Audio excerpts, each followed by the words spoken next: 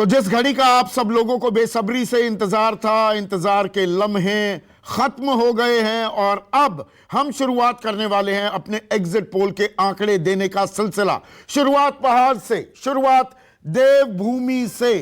उत्तराखंड की 70 सीटें, एक ही चरण में यहां पर चुनाव हुआ और न्यूज 24 टुडेज चाणक्य ने सवाल पूछा उत्तराखंड के लोगों से कि भैया किस मुद्दे पर वोट दिए आपने। जो आंकड़ा अभी हम आपको बताने वाले हैं, पर किस मुद्दे पर वोटिंग हुई यह जानना सबसे जरूरी हो जाता है। तो 34% लोगों ने कहा कि पार्टी और उम्मीदवार को देखकर हमने वोट दिया। 22% लोगों ने कहा कि मतदान तो हमने विकास के नाम पर किया। 13% लोग भ्रष्टाचार को बड़ा मुद्दा मान रहे थे, जबकि 18% लोगों के लिए जो स्थानीय मुद्दे, भाई विधानसभा चुनाव है ना, तो उनके लिए स्थानीय मुद्दे ज्यादा अहम थे। तो 34% पार्टी उम्मीदवार, 22% विकास, 13% भ्रष्टाचार, 18% स्थानीय मुद्दे और बाकी हर लोगों के कुछ ना कुछ परेशानी होती है। बहुत से लोगों को इसी बात की परेशानी कि विधायक ने मेरा नमस्कार नहीं कबूल किया, या हमारे रिश्तेदार की शादी थी, या हमारे घर में कोई जन्म हुआ वहां पर नहीं आए। तो कुछ और कहने वाले भी 7% लोग थे। अब अगला सवाल जो हमने पूछा उत्तराखंड की जनता से कि क्या आप सरकार बदलना चाहते हैं, तो इसके जवाब में 41% मतदाताओं ने कहा हां और 52% लोगों ने कहा कि नहीं, हम सरकार नहीं बदलना चाहते। तो समझदार को इशारा ही काफी होता है ना। 52% लोग कह रहे हैं सरकार नहीं बदलना चाहते। 3 बार मुख्यमंत्री बदलने पड़े बीजेपी को, लेकिन 52% लोग कह रहे हैं कि हम सरकार नहीं बदलना चाहते। तो ये बात तो साफ हो जाती है कि सरकार के खिलाफ कोई ऐसी जबरदस्त एंटी इनकम्बेंसी नहीं थी। अब बात करेंगे जाति की, हमारे देश की कड़वी हकीकत, खास हिंदी पट्टी में। अब किस जाति ने किस पार्टी को ज्यादा पसंद किया, तो ब्राह्मण समाज 53% बीजेपी के साथ जाता दिखा, राजपूत 50%, मुसलमान 6%, एससी 42% और ओबीसी 49%। और नीचे जो कांग्रेस के आंकड़े हैं वो ब्राह्मण, राजपूत, मुस्लिम, एससी, ओबीसी, किसी भी जाति या समुदाय विशेष में कांग्रेस अव्वल आती नहीं दिखी, बीजेपी को पछाड़ती नहीं दिखी। तो इससे किस पार्टी के खाते में कितनी वोट आई, अब ये सेकंड लास्ट आंकड़ा, उसके बाद असल आंकड़ा जिसके लिए आप सांस रोके इंतजार कर रहे हैं। न्यूज 24 टुडेज चाणक्य के एनालिसिस के मुताबिक बीजेपी को 41% वोट मिले। यहां पर 41% वोट, और जो ये आंकड़ा आ रहा है ये सीटों का आंकड़ा हमारे पीसीआर ने पहले ही दिखा दिया। 43, 70 की विधानसभा में 43, यानी कि 60% से ज्यादा सीटें। पिछली बार 80% से ज्यादा सीटें थी, 57 का आंकड़ा था, लेकिन सत्ता बरकरार रहती दिख रही है बीजेपी की, कमल खिला रहेगा। उत्तराखंड में कांग्रेस ताल ठोक रही थी, लेकिन कांग्रेस के खाते में 34% वोट ही आए और 24 सीटों पर सब्र करना पड़ेगा कांग्रेस पार्टी को। तो यहां पर क्लियर मेजॉरिटी, कोई अटक झटक नहीं है, क्लियर मेजॉरिटी लेते बीजेपी दिख रही है उत्तराखंड में। यह हमारा पहला आंकड़ा है। अन्य के खाते में 25% वोट गए हैं, तो अन्य क्या स्पॉइलर हुए हैं। आम आदमी पार्टी को बड़ी सीटें तो नहीं मिलती दिख रही, लेकिन अन्य के खाते में 25% वोट बैंक का जाना, वो ही बड़ी कहानी है क्या उत्तराखंड के इस एग्जिट पोल में। मेरे साथ सुकेश रंजन मेरे सहयोगी स्टूडियो में मौजूद हैं, विकास पाठक हैं, शरद गुप्ता हैं, गुरदीप सप्पल राष्ट्रीय प्रवक्ता कांग्रेस पार्टी के मेरे साथ जुड़ गए हैं। और गुरदीप, आप भी पत्रकार रहे हैं। जो ये हमारा आकलन है, हमारा एग्जिट पोल कह रहा है क्लियर कट मेजॉरिटी 43 सीटें बीजेपी को, आप ताल ठोक रहे थे पहाड़ में, पर आप दरअसल 35% सीटों के करीब ही जाकर अटक गए। संदीप जी, चूंकि मैं भी पत्रकार ही रहा हूं, इसलिए मुझे यह पता है कि 10 में से 9 एग्जिट पोल पिछले 10 सालों में लगातार गलत निकले, और जो वास्तविक हमारा आकलन है, पार्टी का इंटरनल आकलन, ये पलट के देखिए इस रिजल्ट को, बिल्कुल इसके उल्टे आने वाला है। क्योंकि उत्तराखंड के अंदर बहुत साफ तौर पे बीजेपी के खिलाफ सेंटीमेंट दिखाई दिया था, और बहुत साफ तौर पे लोकल, वहां पे आप किसी से बात कीजिए, लोगों का यही कहना रहा है कि कांग्रेस पार्टी इस बार वहां वापसी कर रही है। तो सवाल यह है कि जो एग्जिट पोल के नंबर्स पे, ठीक है आपका एग्जिट पोल है, मैं चैलेंज नहीं करूंगा, लेकिन हमारा जो आकलन है वो इससे बिल्कुल जुदा है। पत्रकार जब आप थे गुरदीप, ये ऐसे जवाब सब राजनेताओं से सुनने के आप आदी हो चुके होंगे, मैं भी आदी हो चुका हूं।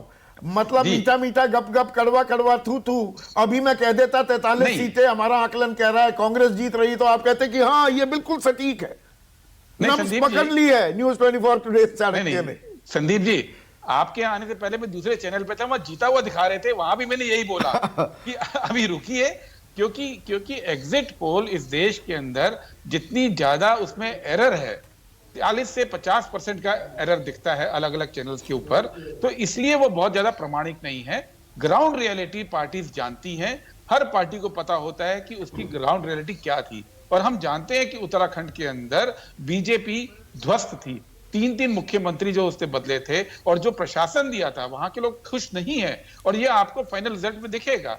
क्योंकि ये जो चुनाव है संदीप जी, ये चुनाव बीजेपी की राजनीति को भी एक लिमिट कर रहे हैं। ये जो चुनाव हो रहे हैं, और पिछले जो चुनाव हुए थे पिछले 5 राज्यों के अंदर, उसमें भी बीजेपी असम छोड़ के बाकी सब जगह हारी थी। वो ये कारण है कि पब्लिक वापस मूल मुद्दों पे आ गई है। कम्युनल पोलराइजेशन इस देश में अब नहीं हो पा रहा है, और मूल मुद्दे जो है महंगाई का है, रोजगार का है, और बीजेपी की आर्थिक नीतियों का है, उस पे वोट पड़ने लगा है वक्त पे। पर आंतरिक कलह जो कांग्रेस की एक बहुत पुरानी समस्या है, क्या उसकी वानगी इन उत्तराखंड के एग्जिट पोल, ये नतीजे कतई नहीं है, हम ये नहीं कह रहे, पर ये जो आंकड़े आ रहे हैं, आपकी आंतरिक कलह जो एक परेशानी है, एक बीमारी हो गई है कांग्रेस की, उसकी कहानी भी बयां कर रहे हैं क्या? या दरअसल आम आदमी पार्टी 25% वोट अन्य के खाते में चले गए, जिसमें आम आदमी पार्टी भी शामिल है, वहां चोट पहुंचा गए आपको ये लोग? संदीप जी, हर चुनाव में करीब 20 से 25% वोट अन्यों के खाते में उत्तराखंड में जाते रहे हैं, क्योंकि निर्दलीय भी बड़ी संख्या में लड़ते हैं, बीएसपी भी लड़ती है, 1-2 सीटों पे अकाली दल भी लड़ता आया है, और आम आदमी पार्टी भी लड़ रही है।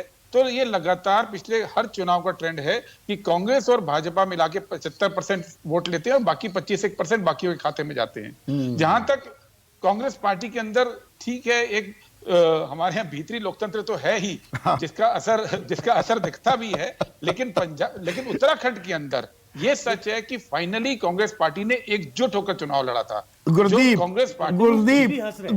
नहीं, I love you for that, जो आपने टंग इन चीक कमेंट दिया ना अपनी ही पार्टी पर कि आंतरिक लोकतंत्र तो है ही हमारी पार्टी में, तो समझदार को इशारा काफी होता है। नहीं संदीप जी, इसके बावजूद कांग्रेस पार्टी का जो बेस है वो डिफरेंट है। हम बीजेपी की तरह नहीं चलते हैं, हम आम आदमी पार्टी की तरह नहीं चलते, ये भी सच है।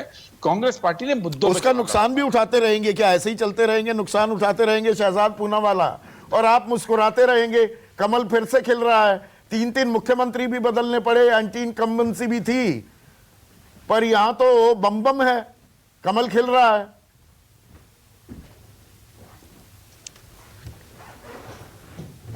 संदीप जी, ऐसा है कि इनकी अंदरूनी लोकतंत्र का सबसे बड़ा भुक्तभोगी और सबसे पहला भुक्तभोगी तो मैं ही रहा हूं। बहरहाल आज मुद्दा आंतरिक लोकतंत्र का नहीं है कांग्रेस पार्टी का, परंतु मैं ये ज़रूर कहूँगा कि देखिए फिर से एक बार उत्तराखंड की जनता ने भरी हामी, फिर से एक बार मोदी और धामी, ये साफ निकल कर आ रहा है।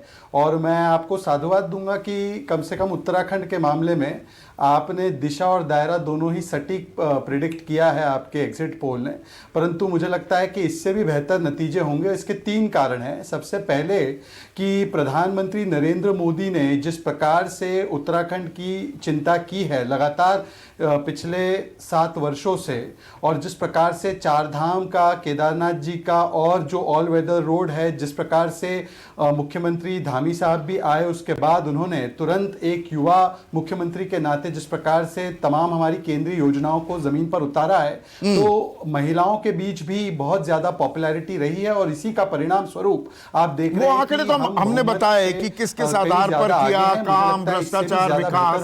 पर मैं एक चीज, एक मिनट शहजाद, बीच में रोक रहा हूं। आपने हमें मुबारकबाद भी दे दी, भाई ये तो आंकड़े ही हैं, असली नतीजे तो खैर 10 को आएंगे कि हमने आंकड़ा भी सही बताया, दायरा भी बिल्कुल सटीक हमने खींच दिया। तो अभी पंजाब के भी, अभी उत्तर प्रदेश के आंकड़े भी दिखाएंगे, उन आंकड़ों के बारे में भी यही रखेंगे ना। ये तो नहीं कि हॉर्सेस फॉर कॉसेस वाला काम हो गया कि उत्तराखंड का आकलन ठीक है पर यहां गलती कर दी। वो ऐसा ही कुछ गुरदीप कह रहे थे कि नहीं नहीं आपका आंकड़ा गलत है पर हम रिस्पेक्ट करते हैं। ये आजकल ट्रेंड हो गया है, एग्जिट पोल्स का ढोल बजाना, ये भी बन गया एक तरीका। मैं जवाब देता हूं संजीव जी, हाँ मैं जवाब दे देता हूं। मैंने देखिए इसलिए आपको पहले तो मुबारकबाद नहीं दी, मुबारकबाद आप हमें एग्जैक्ट पोल जब 10 तारीख को आएंगे तब देंगे, परंतु मैंने इसीलिए आपको साधुवाद दिया क्योंकि आपका भी वही दिशा और दायरा है जो बाकी के आपके जो कंपेटिटर्स हैं, जिनका नाम मैं लेना नहीं चाहता, आपके लिए अच्छा नहीं रहेगा, वो भी कंपेटिटर्स भी वही दिशा और दायरा दिखा रहे हैं। तो आपने वही चीज की पुष्टि की है। अब देखिए जो दूसरे स्टेट के पोल है उसमें बाकी सारे लोग क्या कहते हैं, उसका क्या एवरेज आता है, उस हिसाब से केस टू केस बेसिस पे मैं उस पर अपना विश्लेषण दूंगा। बिल्कुल ठीक है। और मुबारकबाद तो खैर हम देते नहीं है, ये बता दूंगा 10 तारीख को भी किसी भी जीतने वाले को कोई मुबारकबाद नहीं देने वाला हूं। पत्रकार का काम खबरें बताना, विश्लेषण करना है, मुबारकबाद देना हमारा काम नहीं है। सुकेश, आंकड़े क्या कह रहे हैं? Uttarakhand clear cut majority, problems बहुत थी, दिक्कतें बहुत थी, एंटी इनकम्बेंसी भी, कोरोना काल, कुंभ को लेकर सवाल, 3 मुख्यमंत्रियों का बदला जाना, पर यहां तो एक बात साफ है, पार्टी और उम्मीदवार देखकर सबसे ज्यादा लोगों ने वोट किया है और ये वोट ऑफ कॉन्फिडेंस है कि 52% लोग कहते हैं हम सरकार नहीं बदलना चाहते। देखिए इस कैविएट के साथ कि ये एग्जिट पोल है, एग्जैक्ट पोल नहीं है। अगर इस नतीजे का विश्लेषण किया जाए तो मुझे लगता है कि अगर ये नतीजे हैं 43 सीटें ±7, तो इसमें बहुत बड़ा फैक्टर प्रधानमंत्री मोदी का होगा। +-7 में भी एक और खास बात यह है कि -7 में भी तो भी बहुमत का आंकड़ा है, 36 का मतलब बहुमत। मैंने इस कैविएट के साथ शुरू किया कि अगर इस आंकड़े को सही भी मान लें तो मुझे लगता है कि जो कहा जाता है कि प्रधानमंत्री का एक ट्रैक्शन है उत्तराखंड में, उनके नाम पे वोट पड़ता है और प्रधानमंत्री को उम्मीद थी कि मैं कुछ चमत्कार उत्तराखंड में करूंगा। हालांकि आप कांग्रेस के नेताओं से बात करें तो उन्हें यह स्पष्ट उम्मीद है आज की तारीख में भी कि कांग्रेस ने बीजेपी से अच्छा परफॉर्म किया है, उन्होंने आउटप्ले किया है उसको और किसी भी सूरत में उनकी सरकार बनेगी। लेकिन इन आंकड़ों के आधार पे ऐसा लगता है कि बीजेपी ने वहां बाजी मारी है। और स्पॉइलर अगर है, अभी थोड़ी देर पहले मैं किसी से पूछ रहा था, मुझे नाम याद नहीं है, किसी प्रवक्ता से भी कांग्रेस के, कि आपको क्या लगता है कि आम आदमी पार्टी ने खास तौर पे शहरों में वहां आपको नुकसान पहुंचा दिया है और वो नुकसान क्या आपको हर्ट करने वाला है?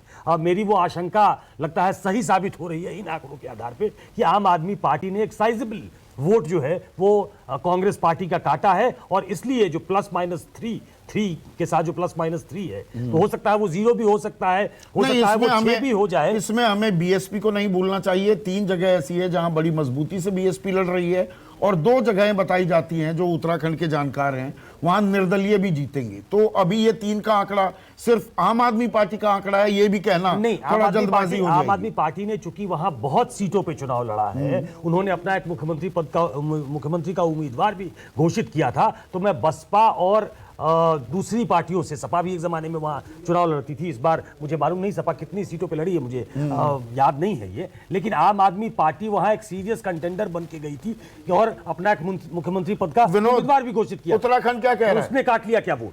ये हमारा एग्जिट पोल क्या इशारा कर रहा है? देखिए, अगर ये आपका एग्जिट पोल सही है तो ये बात सार्थक होगी बात की जो और पार्टी से। देखिए, हिली टेरेन में कॉन्स्टिट्यूंसीज छोटी होती है और पॉपुलेशन स्पार्स होती है। कोई डेंस पॉपुलेशन वाली हरिद्वार को आप छोड़ दें और ऐसी 1-2 सीट को छोड़ दें, तो उत्तराखंड में जो कॉन्स्टिट्यूंसीज हैं उनमें जो इलेक्टोरेट है, उनका जो साइज है, वो और कॉन्स्टिट्यूंसीज के मुकाबले उत्तर प्रदेश की कम है।